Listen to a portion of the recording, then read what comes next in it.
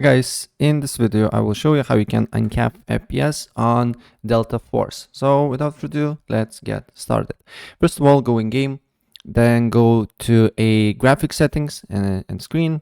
Here should be a graphics settings, then here should be display refresh rate. So what you need to do here is to make it on auto or cap it to your refresh rate that you use.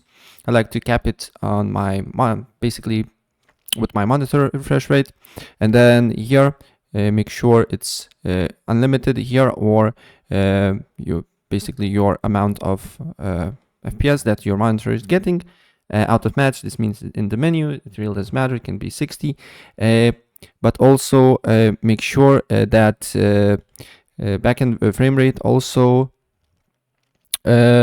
can be unlimited, but make sure VSync is off, because sometimes VSync can cap your FPS, right? And also VSync is just for screen tearing. If you're experiencing screen tearing, if not, always disable it, right? And then look if the problem persists or not. If the problem persists, then you can close this window or close this game. Then what you need to do here is to go to Delta Force here, Delta Force properties, and then just write plus FPS underscore max 0. This will uncap FPS.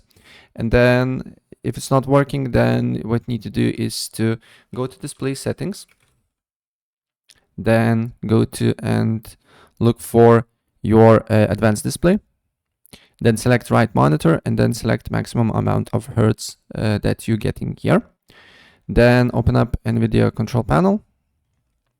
If you're using AMD, maybe there's something similar to this, I really don't know. And we need to wait for a couple of seconds here. Maybe open again. Yeah. And then what you need to do here next is to press change resolution.